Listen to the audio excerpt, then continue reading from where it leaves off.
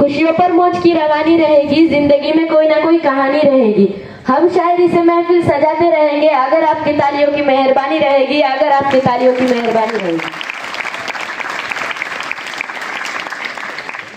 यानंतर आजच्या कार्यक्रमाचे संयोजन तथा आपल्या गणेश विद्यालयाचे मुख्याध्यापक श्रीमान सोनल सर हे आपले मनोगत व्यक्त करतील।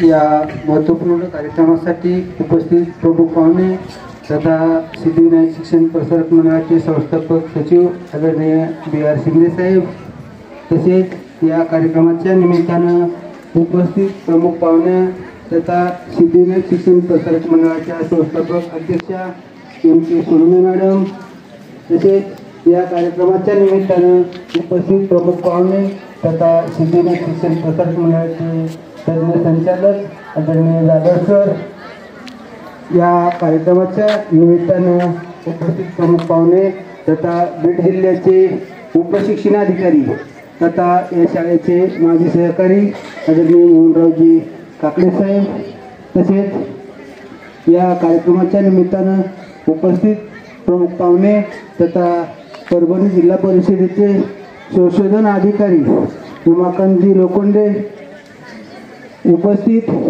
या परिसरातील ग्रामस्थ प्रमुख पाहुणे, विद्यार्थी प्रतिनिधी, आज आपण डावरे सरांचा सन्मान सोहळा किंवा सेवापूर्ती सोहळा अगदी मोठ्या उत्साहामध्ये साजरा करत आहोत। या निमित्त प्रमुख पाहुणे, प्रमुख मार्गदर्शक, डावरे सरांच्या सेवा काळातील त्यांचे सहकारी मित्र, आजी माजी विद्यार्थिनी प्रतिनिधी यांनी सरांच्या सेवापूर्ती सोहळ्याच्या निमित्तानं वेगवेगळ्या माध्यमातून आपल्याला त्यांचे कार्याचं मार्गदर्शन करण्याचा प्रयत्न केला आहे। त्यामुळं मी अगदी थोडक्यामध्ये मी पाहिलेले डावरे सर यांच्या कार्याविषयी अगदी थोडक्यामध्ये माझे विचार व्यक्त करण्याचा प्रयत्न करणार आहे। मित्रांनो, सिद्धिविनायक शिक्षण प्रसारक मंडळानं 1993-94 मध्ये शिवरा या गावामध्ये बद्रीभाऊ मुंद्रा यांच्या फक्ताच्या गायवाड्यामध्ये माडीवर वरच्या मजल्यावर गणेश विद्यालयाचा श्री गणेश केला किंवा उद्घाटनाचं नारळ फोडलं आणि नारळ फोडल्यानंतर पुढील शैक्षणिक कार्य करण्याची जिम्मेदारी आमच्यावर सोपवली। आम्ही त्यावेळेस जवळपास सर्वच जण 100% अनट्रेन होतो।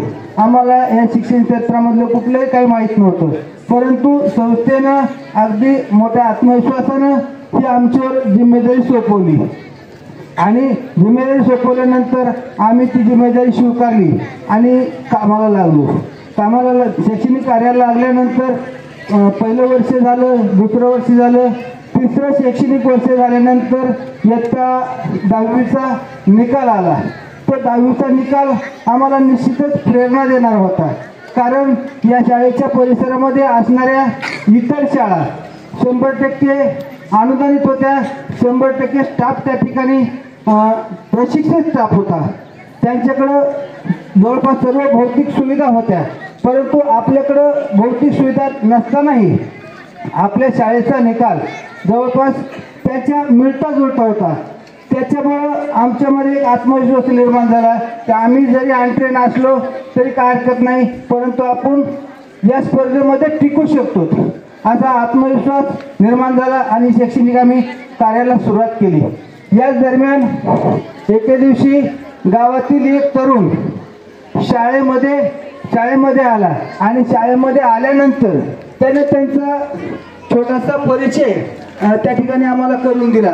तो परिचय असा होता की मी हिरामन झुंबर डावरे, शिवरा या गावचा मूळ रहिवासी आहे, हल्ली मुक्काम पुरुषोत्तमपुरी आणि माझं शिक्षण MA मराठी झाले, अशा स्वरूपाचा त्यानं परिचय करून दिला।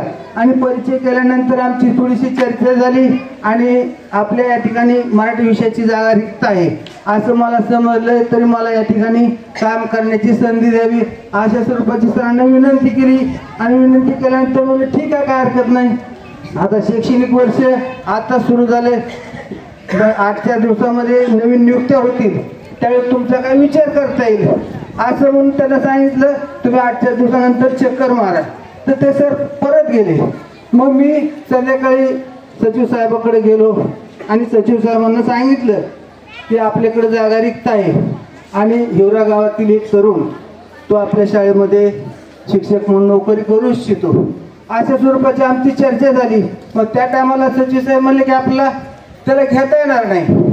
का घेता येणार नाही तर ती परिस्थिती काय होती की 10वीचा निकाल लागला होता आणि शाळेचं मूल्यांकन होणार होतं आणि शाळेचं मूल्यांकन जर करायचं असेल तर शासनाचा नियम आहे की त्या ठिकाणी सगळे 100% ट्रेंड लागतात आणि ट्रेंडवर मूल्यांकन होत नाही.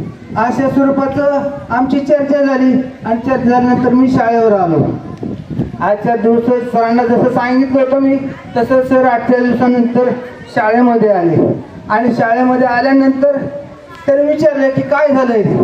तर त्यावेळेस मी त्यांना सांगितलं की सचिव साहेबांना असं सांगितलंय की आपल्याला या ठिकाणी अनट्रेंड काय भरता येणार नाही, आता फक्त ट्रेंड लोक भरायचे आणि जर ट्रेंड लोक नाही भरले तर आपल्या शाळेला आणून येणार नाही. अशा स्वरूपाची आमची चर्चा झाली आणि चर्चा झाल्यानंतर आम्ही असं म्हणल्यानंतर सर थोडे स्तब्ध झाले आणि स्तब्ध झाल्यानंतर वेगवेगळ्या माध्यमातून वेगवेगळ्या विषयावर आमची चर्चा झाली आणि चर्चा झाल्यानंतर सरांना बोलत बोलत त्यांच्या कुटुंबाची सर्व जी आर्थिक परिस्थिती आहे किंवा कुटुंबाची जी परिस्थिती आहे तर त्याने ती मला सांगितली आणि मलाही कुठंतरी त्यांच्याविषयी प्रेम निर्माण झालं. मग आता प्रेम निर्माण झाल्यानंतर सचिव साहेबांनी तर सांगितलंय की त्याला आपलं भरता येणार नाही आणि आपलं त्यांना तर भरती करायचं आहे. त्याच्यामुळं आम्ही या ठिकाणी मधला मार्ग काढायचा ठरवला आणि मी सरांना डावरे सरांना गाईड केलं की तुम्ही काय करा, सचिव साहेब जर म्हणत असतील जमत नाही तर फक्त त्यांना सांगा की ज्यावेळेस तुम्ही अनुदानित ट्रेन माणूस या ठिकाणी शाळेमध्ये येईल त्या टायमाला मी घरी थांबल, तोपर्यंत मला सेवा करायची संधी द्या. मग आम्ही असं आमचं ठरवल्यानंतर सर सचिव साहेबांकडे गेले आणि त्यांना सांगितलं की सर तुम्ही ज्यावेळेस म्हणता किंवा ज्यावेळेस तुम्ही ट्रेन माणूस नेमता त्यावेळेस तुम्ही मी घरी थांबायला तयार आहे, पण तोपर्यंत मला काम करण्याची संधी द्या. साहेबांनाही थोडंसं त्याविषयी तळमळ वाटली आणि त्यांनी सरांना या ठिकाणी काम करण्याची संधी उपलब्ध करून दिली. सर शाळेवर आले, रुजू झाले. रुजू झाल्यानंतर 1 वर्ष झालं, 2 वर्ष झालं, असे एकूण 5 वर्ष झाले आणि 5 वर्ष झाल्यानंतर महाराष्ट्र शासनाचे परिपत्रक आलं सेवेअंतर्गत बीएडचं, ज्या ठिकाणी अनट्रेन म्हणून लोक काम करतात त्या लोकांना ट्रेन करण्याच्या उद्देशानं मुक्त विद्यापीठामार्फत फॉर्म मागवले. आता आपल्या शाळेमध्ये जवळपास सर्वजण अनट्रेन होते, त्यामुळं मला वाटतं महाराष्ट्रातल्या सर्वच मुक्त विद्यापीठाचे फॉर्म मी या शाळेमध्ये काम करणाऱ्या सर्व कर्मचाऱ्यांना ते उपलब्ध करून दिले आणि उपलब्ध करून दिल्यानंतर त्याने भरल्यानंतर संबंधित विद्यापीठामध्ये ते फॉर्म नेऊन देण्याची जिम्मेदारी माझ्यावर होती. जवळपास 1-1.5 महिना मी हे कार्य करत होतो. त्यामध्ये जे आम्ही फॉर्म भरले त्याच्यापैकी 2 जण भाग्यवान ठरले.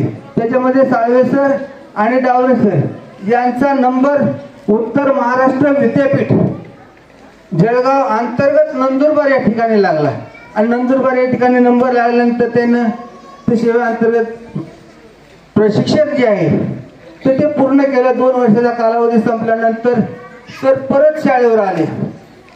शैक्षणिक कार्याला सुरुवात झाली, परंतु त्यावेळेची या ठिकाणी काम करणाऱ्या सर्वच कर्मचाऱ्याची आर्थिक परिस्थिती खूप नाजूक स्वरूपाची होती.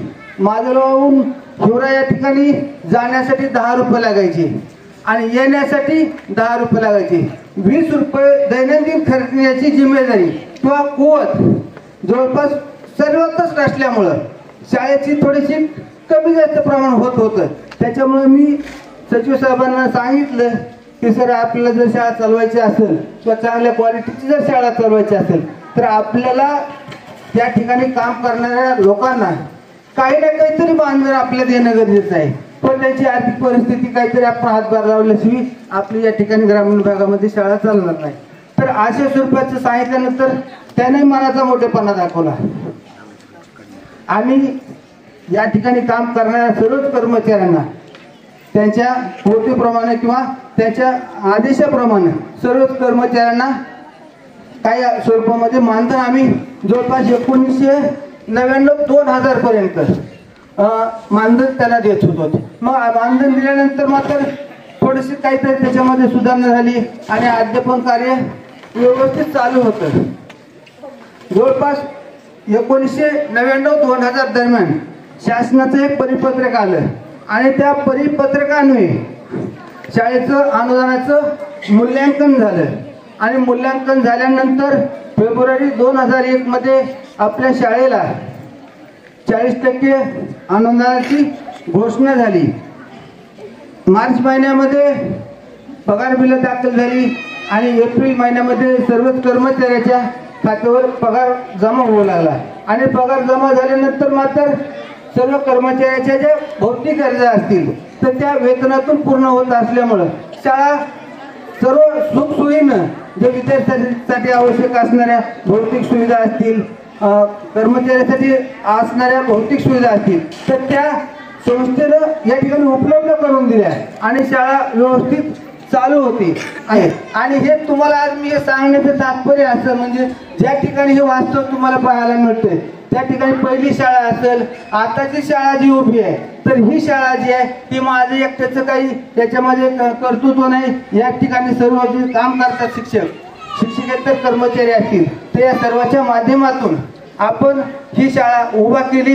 याच्यामध्ये डावले सरांचा महत्वाचा वाटा आहे म्हणून आपण हे तुम्हाला सगळं मी सांगण्याचा प्रयत्न केला. तरी मी सरांच्या सेवापूर्ती सोहळ्याच्या निमित्तानं एवढं सांगू इच्छितो की सरांचं त्यांनी या ठिकाणी काम चांगले केले. पुढील आयुष्यामध्ये सुद्धा त्यांच्या इच्छा अपेक्षा ज्या असतील तसं आमचे सहकारी मित्र मोहनरावजी काकडे साहेब यांना सांगितलंय की आता देवधर्म करा.